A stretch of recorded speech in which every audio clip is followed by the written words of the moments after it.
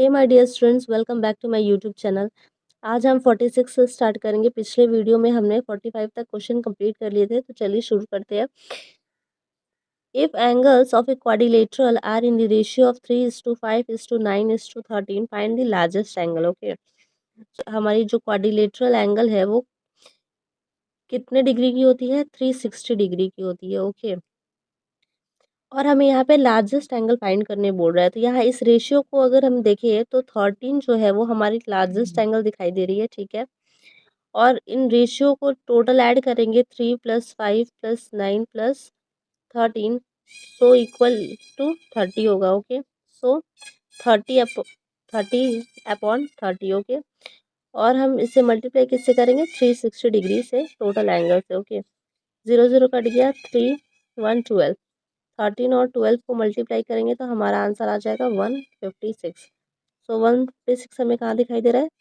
Question number C, option number C में। Okay, is the right answer. Question number 47, headquarters of UNESCO is located at, so located at option number D, Paris. Okay, कब हुई थी इसकी स्थापना? तो नवंबर 3 1958 में। Okay, question number 48, Madhubani painting style is native to which state? So Madhubani painting जो है वो कहाँ फेमस है? ऑप्शन नंबर सी, बिहार में फेमस है। ओके, और इसे मिथिला पेंटिंग भी बोलते हैं। ये इसमें नेचुरल कलर्स जो होते हैं वो यूज़ किए जाते हैं, इसलिए ये फेमस है। ठीक है, और काफ़ी पैटर्न्स के पिक्चर्स ड्रॉ होते हैं। Question number 49, if if cost price of car is equal to selling price of 4 cars, okay, find the percentage of profit और लॉस। यानी कि यहाँ बोल रहा है जो कॉस्ट प्राइस है सीपी जो है ऑफ 5 कार, ओके, वो किसके इक्वल है? Selling price of 4 car. ठीक है, सो दैट मीन्स ऐसे है। ठीक है, SP × 4। अब अगर हम यहाँ पे सीपी को एसपी को नीचे लाएंगे, ठीक है, सो 4, यानी कि सीपी जो है किसके बराबर हो गई? 4 के, और एसपी जो है वो 5 के बराबर हो गई। ठीक है, तो यानी कि एसपी हमारा 5 है और सीपी हमारा क्या है? 4 है। यानी कि एसपी जो एसपी ज़्यादा है सीपी से, दैट मीन्स प्रॉफिट हो रहा है। ओके, सो प्रॉफिट परसेंट निकालने के लिए क्या करेंगे?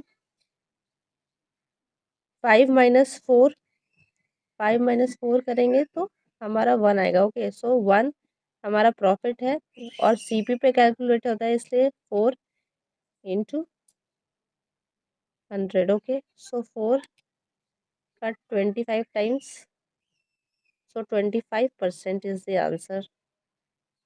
सो सी 25% प्रॉफिट हमारा आंसर हो गया। Okay, what smallest number should be added to the sum of square of 15 and 14 so that the resulting number is a perfect square? Okay, तो यहाँ पे 15 का स्क्वायर बोला है, और तो हम पहले फाइंड कर लेते हैं। ठीक है, यानी कि बोल रहा है कि ऐसे कौन से स्मॉलेस्ट नंबर जो है इन 15 और 14 के स्क्वायर के साथ ऐड होगी ताकि वो एक परफेक्ट स्क्वायर नंबर बन सके।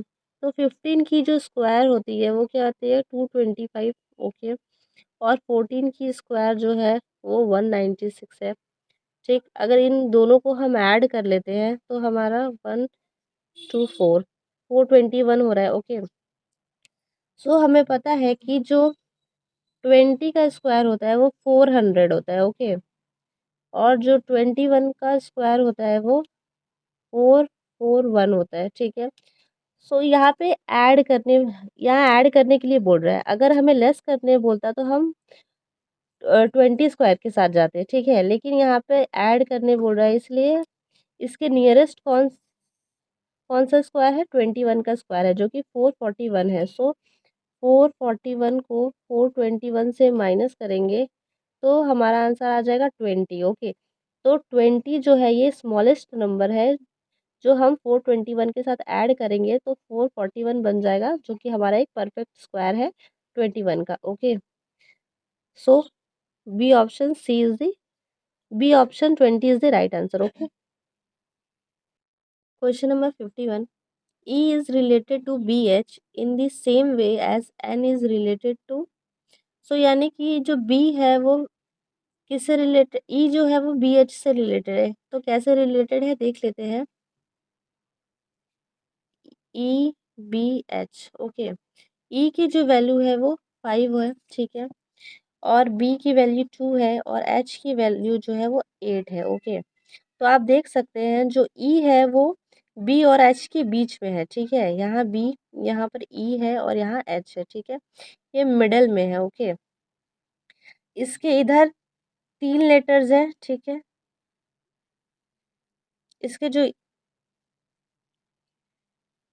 इसके इधर 3 लेटर है और इसके इधर भी 3 लेटर है, ठीक है, सेम वैसे ही N, अगर N की बात करें तो इसका मतलब इधर 3 लेटर K आएगा। ओके, और इधर Q आएगा, ठीक है, सो K और Q के बीच मिडल में आएगा N। ओके, सो कहाँ है, option number B, K Q is the right answer.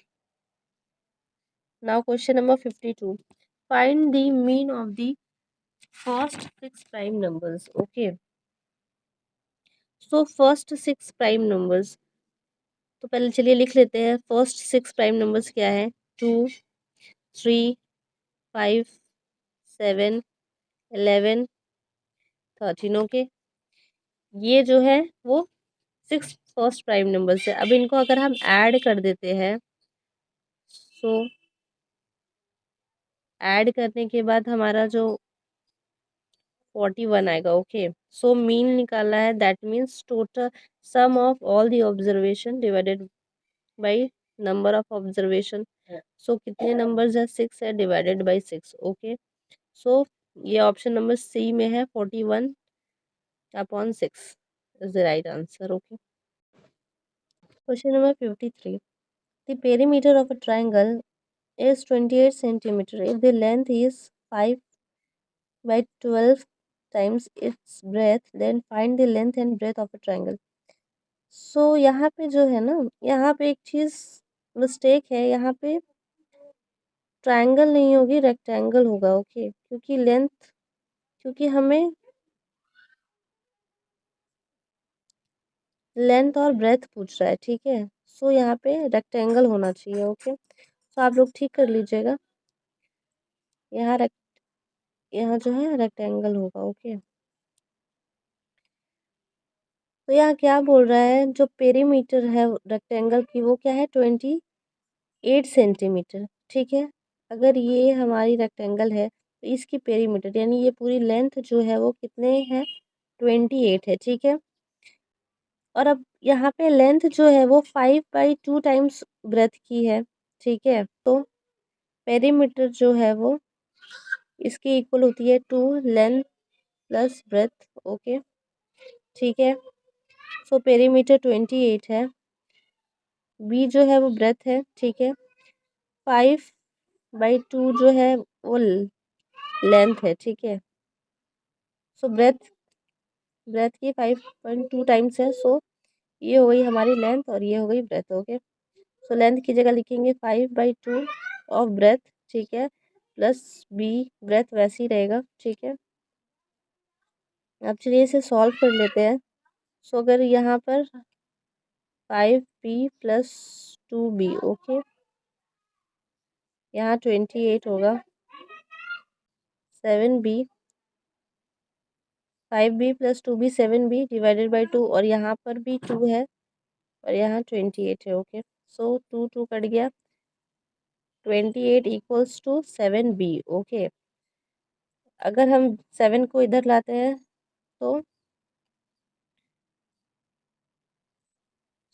तो बी की वैल्यू जो आ गई वो 4 आ गई। Okay, 4 equals to B. अब जब बी 4 है, ओके, बी की वैल्यू आ गई, ब्रेथ की वैल्यू आ गई, तो लेंथ क्या है, 5/2 टाइम्स ऑफ ब्रेथ है ना, so L equals to 5/2 to into B, so 4, okay, 4 2 times, okay, 5 2 जा 10, सो लेंथ आ गई 10 और ब्रेथ आ गई 4, तो ये ऑप्शन हमें कहाँ दिख रहा था? So option number B, okay, is the right answer. 10, if the digit,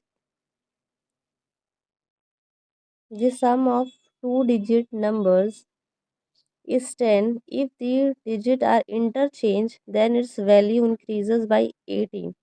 find the number, यानी कि यहाँ बोल रहा है कि दो डिजिट की जो संख्या है उसका जो सम है वो 10 है, ठीक है. अगर उस डिजिट को जो है अगर इंटरचेंज कर देते हैं यानी कि उसकी जगह बदल देते हैं तो उसकी जो वैल्यू है वो इंक्रीज हो जाएगी 18 से. तो ये वाला जो क्वेश्चन है हम इसे ऑप्शन से सॉल्व करेंगे, ओके. पहला ऑप्शन जो क्या है 46 है, तो पहले हम फर्स्ट कंडीशन को चेक कर लेते हैं. फर्स्ट कंडीशन क्या बोल रहा है कि जो दोनों का सम है दोनों डिजिट का वो 10 होना चाहिए. तो चेक कर लेते हैं. ऑप्शन नंबर ए में 46 है. 4 प्लस 6 करेंगे तो 10 आएगा, ठीक है. 6 प्लस 4 करेंगे तो भी 10 आएगा, ठीक है. 19, 1 प्लस 9 करेंगे तो भी हमारा 10 आएगा, ठीक है. और 28, 2 प्लस 8 करेंगे तो भी 10 आएगा. यानी कि ये चारों कंडीशन को चारों ऑप्शन इस कंडीशन को सेटिस्फाई कर रहा है. अब दूसरी ऑप्शन देख लेते हैं. दूसरी ऑप्शन क्या बोल रही है? बोल रहा है कि इंटरचेंज करने से वैल्यू इंक्रीज हो जाएगी 18%. तो चलिए पहला देख लेते हैं. 46 को 46 को अगर हम इसको इंटरचेंज कर देंगे तो 6 आएगा इधर और 4 आ जाएगा इधर, 64 हो जाएगी वैल्यू, ओके. अब इन दोनों को क्या इन दोनों की वैल्यू इंक्रीज हुई 18 से? तो अगर 64 अगर अगर 64 माइनस 46 करते हैं तो उसकी वैल्यू 18 आ रही है ना. सो ये कंडीशन सेटिस्फाई करता है. That means A is the right option, okay. Question number 55. Which of the following is always present in organic compounds? So carbon is the right option, okay, option number A. Question number 56. Below are given statements followed by some conclusions. You have to take the given statements to be true even if they seems to be at variance with the commonly known fact. Okay. Statement क्या कह रहा है? Health insurance in India caters only to the rich, यानी कि जो health insurance है India में वो सिर्फ इसके लिए है, अमीरों के लिए बना है, ठीक है. Health insurance sector should be regulated, और हेल्थ इंश्योरेंस सेक्टर को जो है अच्छी तरह से रेगुलेट करना चाहिए, ओके. अब इसकी कंक्लूजन क्या है? क्वेश्चन 1 में बोल रहा है health insurance sector should be nationalised. So यहाँ जो वर्ड है नेशनलाइज्ड, क्या यहाँ स्टेटमेंट में नेशनलाइज्ड की कोई बात कही गई है? नहीं. तो ये हम क्रॉस कर देंगे क्योंकि यहाँ कोई भी नेशनलाइज्ड की बात हुई ही नहीं है, तो इससे हमारा कोई लेना देना नहीं है, ठीक है. 2 को देखते हैं.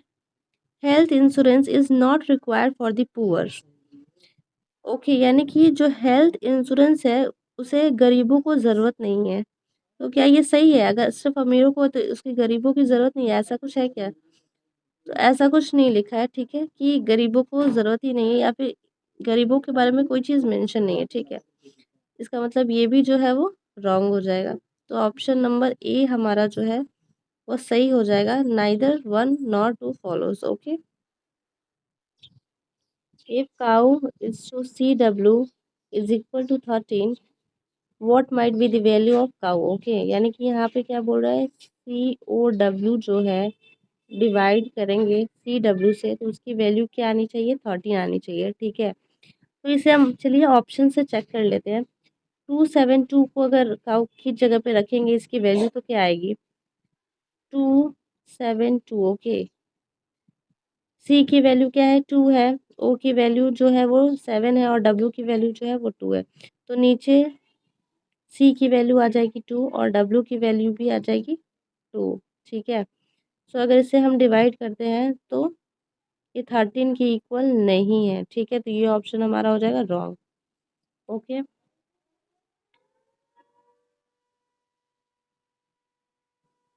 चलिए ऑप्शन नंबर बी को चेक करते हैं। तो सी की वैल्यू है 1, ओ की वैल्यू है 9 और डब्ल्यू की वैल्यू है 5। तो 195, सी की वैल्यू थी 1 और डब्ल्यू की वैल्यू है 5। ओके, क्योंकि C O W divided by C W है। ठीक है, इसे हम चेक कर रहे हैं। अगर इसे कट किया तो या इट्स इक्वल टू 13। सो ये जो हमारा बी ऑप्शन है वो करेक्ट हो जाता है। Okay, question number 58, where is the island of Seychelles located? Okay, तो Seychelles located in Indian Ocean. Okay, option number A is the right answer. Okay, और इसकी कैपिटल जो है वो, इस आइलैंड की जो कैपिटल है वो क्या है? विक्टोरिया है। ठीक है, Victoria. In equilateral triangle A B C, okay, एक इक्विलेटरल ट्राइंगल है A B C, D E F are the mid point of A B B C and A C respectively. The quadrilateral B E F D is, यानी कि एक equilateral triangle है। तो चलिए draw कर लेते हैं। इक्विलेटरल ट्राइंगल जिसकी तीनों साइड्स इक्वल होती है, ये इक्विलेटरल ट्राइंगल है। ओके, नाम देते हैं, ये ए है, ये बी है, ये सी है। ओके, अब यहाँ बोल रहा है जो डी ई एफ है वो मिड पॉइंट है किसकी? ए बी की। तो ए बी की मिड पॉइंट क्या है? ए बी की जो मिड पॉइंट है वो डी है। ठीक है, और बी सी की जो मिड पॉइंट है वो ई है। ओके, और एफ जो है वो, sorry sorry sorry sorry, B C की जो मिड पॉइंट है वो क्या है? ई है। ओके, यहाँ पर ई है, और ए सी की जो मिड पॉइंट है, ए सी की जो मिड पॉइंट है वो क्या है? एफ है। यहाँ एफ है। ठीक है, ये मिड पॉइंट है। ठीक है, अब यहाँ पे क्या पूछ रहा है कि बी, यानी कि बी ये है, बी ई ई एफ, यानी एफ डी। Okay, D. तो ये इस एंगल, इस क्वाड्रिलेटरल के बारे में पूछ रहा है कि ये क्या हुई। तो ऑप्शन नंबर ए में स्क्वायर है। ये स्क्वायर नहीं हो सकती क्योंकि ये चारों साइड इक्वल तो है, लेकिन ये 90 डिग्री के बराबर नहीं है। सो ये भी नहीं होगी। ओके, रेक्टेंगल, रेक्टेंगल भी नहीं होगी क्योंकि ये चारों साइड इक्वल है। रेक्टेंगल में जो अपोजिट साइड्स होती हैं वो इक्वल होती हैं। पैरेललोग्राम भी नहीं होगी क्योंकि पैरेललोग्राम में भी अपोजिट साइड्स इक्वल होती है। तो ये रोम्बस है क्योंकि इसकी चारों साइड्स जो है वो इक्वल है और अपोजिट साइड्स भी एक दूसरे से इक्वल है। ठीक है, तो ऑप्शन डी ये रोम्बस होगी। ठीक है, question number 60, where is the head quarter of Interpol located? So option number C, Lyon. Okay, is the right answer. Question number 61. The ratio between the weights of gold and silver in the alloy is 17 is to 3. 5. If the weight of silver in the alloy is 2.7 gram, find the weight of gold in the alloy. Okay.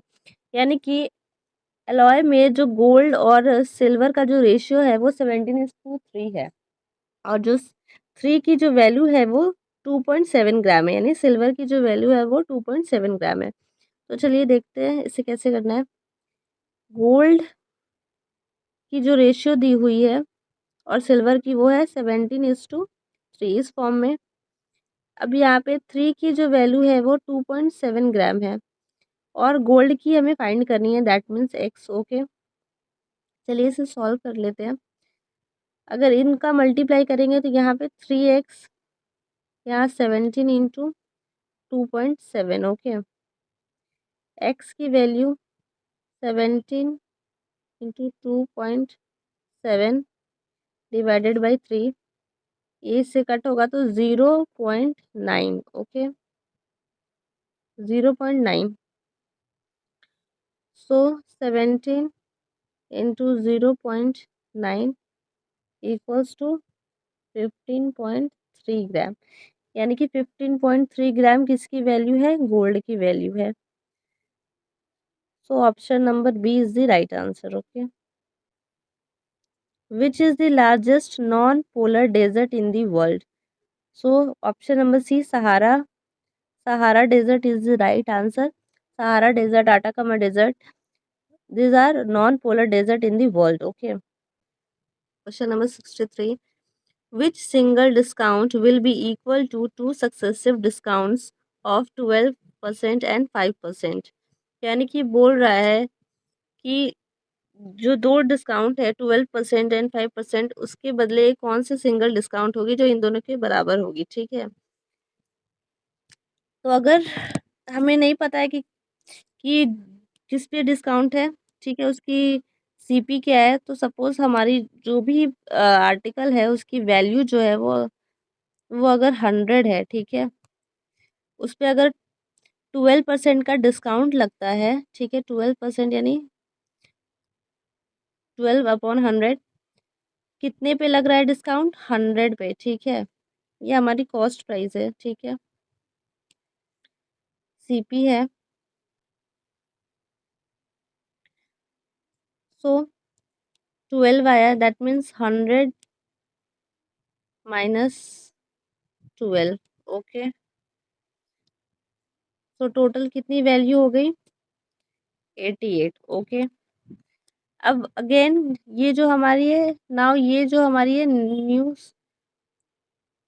Cost price है, अब इस पे जो है 5% का discount लग रहा है। ठीक है, सो 88 पे अगर 5% का डिस्काउंट लगता है, सो दैट मीन्स 88 पे लग रहा है, सो 520 टाइम्स वैल्यू क्या आ गई? 88/20। ओके, सो 88 - 88/20 आ जाएगा हमारा 4.4। ओके, सो 83.6। तो अगर हमारी जो आर्टिकल है उसकी वैल्यू अगर 100 है, तो आफ्टर 12% डिस्काउंट 88 होगी। फिर उसके बाद 5% के डिस्काउंट के बाद उसकी जो फाइनल वैल्यू है वो क्या आ जाएगी? 83.6। ठीक है, ये हमारे 12 और 5% डिस्काउंट के बाद की वैल्यू है। ठीक है, तो ये वैल्यू जो है वो अगर हम अपने टोटल वैल्यू में से यानी 100 में से 83 को माइनस कर देते हैं, 83.6 को, दैट मीन्स 16.4, ये हमारी टोटल डिस्काउंट है ना। सो इसके ऊपर, ये किसके ऊपर है? सीपी। ओके, 100 के ऊपर इतनी डिस्काउंट हमें मिल रही है। ओके, और इसकी परसेंटेज निकालने के लिए 100, सो यानी कि 16.4% जो है वो हमारी डिस्काउंट होगी जो इन दोनों के बराबर होगी। ठीक है, 16.4 C option is the right answer. Okay, Jimmy Wales and Larry Sanger are associated with. So ये दोनों नाम किससे एसोसिएटेड है? विकिपीडिया से। ओके, इन्होंने ये जो है लार्जेस्ट, विकिपीडिया जो है लार्जेस्ट पब्लिक लाइब्रेरी है। Okay, online public library. ठीक है, ये नॉन प्रॉफिट ऑर्गेनाइजेशन है जो कि फाउंड हुई थी 2001 में। Okay, question number 65, what comes next in this series? तो चेक कर लेते हैं। BDHN। ओके, सो बी से डी की कितनी डिफरेंस है? 1। डी से एच की कितनी डिफरेंस है? 3। एच से एन की कितनी डिफरेंस है? 5। ओके, यानी एक एक करके है, सो नेक्स्ट डिफरेंस क्या होनी चाहिए? 7। यानी कि एन के बाद अगर 7 की डिफरेंस हमने ली तो क्या आंसर आएगा हमारा? वी। यहाँ पे क्या होगा? V. So option number A, V is the right answer. Okay, which of the following is called aurum? So option number B, gold. Okay, in Latin world gold is called aurum. Okay, 67, cat. Cat ratio mouse. Okay, cat जो है वो mouse से related है। सो snake, यानी कि जो cat है उसकी डाइट जो है वो माउस है, ओके, यानी कि उसकी जो कैट क्या खाती है, माउस खाती है, ऐसे रिलेट किया गया है। तो स्नेक को कौन खा सकता है? So mongoose, okay. So so option number B mongoose is the right answer. 68, divide 13,680 in three parts such that first part is 3 by 5th of the third part and the ratio between second and third part is 4:7. How much is the first part? Okay, यानी कि हमें first part जो है वो find करना है, okay.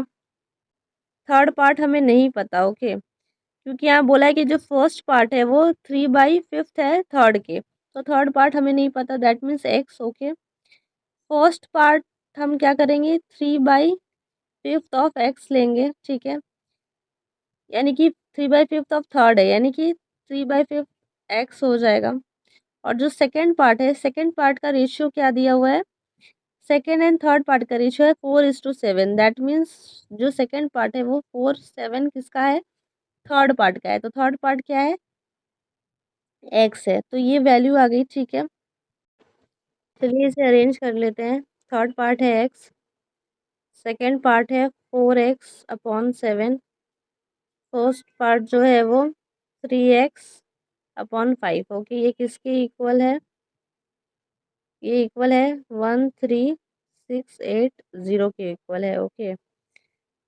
अगर हम एलसीएम ले लेते हैं तो यहाँ पे आएगा 35x, ओके, प्लस यहाँ आएगा 20x, प्लस यहाँ आएगा 21x, ओके,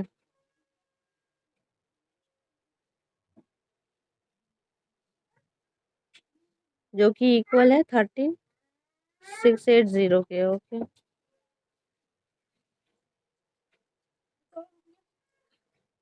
680 के। नाउ टोटल हमारा आया 76x divided by 35 equals to 13,680, okay. अगर 35 इधर आ जाता है तो 76x equals to in 35, okay, x is equal to 13,680 into 35 divided by 76। इसको कैलकुलेट करेंगे तो हमारी जो वैल्यू है वो ये कट हो जाएगी 180 से, ओके, तो हमारी वैल्यू आ जाएगी 6,300, ओके। अब x की वैल्यू आ गई है 6,300, तो हम फर्स्ट पार्ट पे इसकी वैल्यू पुट कर देंगे। फर्स्ट पार्ट क्या था, 3/5, ओके, x, सो 3/5 इंटू एक्स की वैल्यू पुट कर दिए, ये हमारा कट हो गया 1,260 से, ओके। सो मल्टीप्लाई करने के बाद हमारा जो आंसर है वो 3,780 है, okay. 3,780, option number A is the right answer.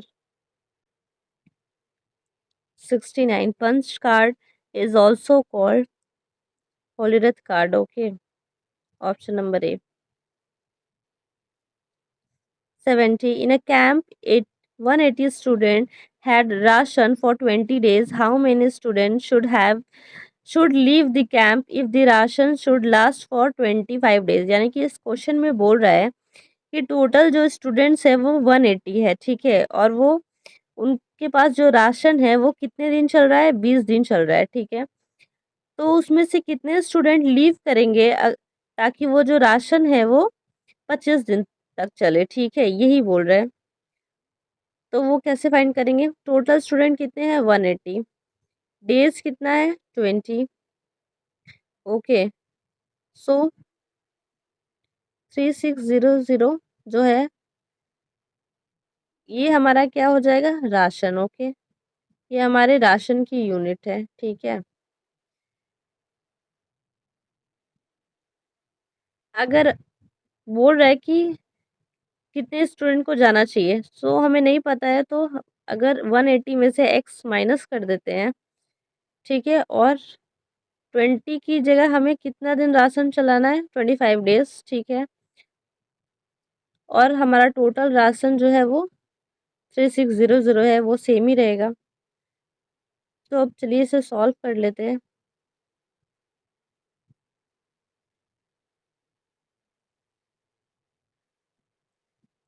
अगर इसे कट किया तो 144, ओके। सो x की वैल्यू जो है 180 में से 144 माइनस किया तो 36 आ गई, ओके।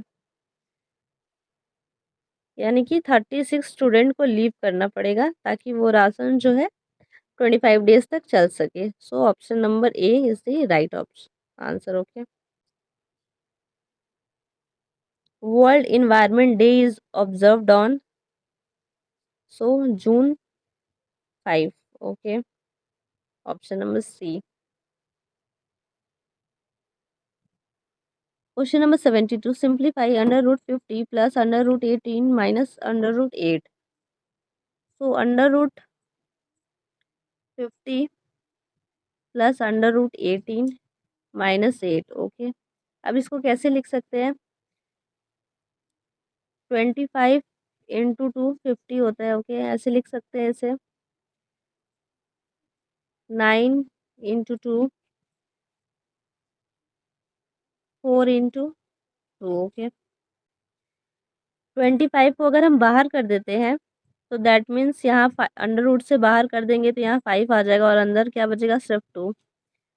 सेम 9 को अगर हम अंडर रूट से बाहर करेंगे तो यहाँ 3 आ जाएगा, यहाँ 2।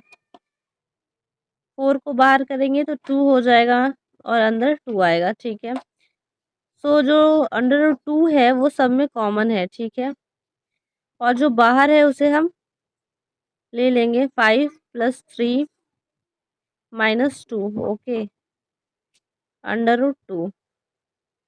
5 + 3 8, ओके, 8 - 2 6, सो 6 √2 आंसर है हमारा। चेक कर लेते हैं, 6 √2, option number C is the right answer, okay.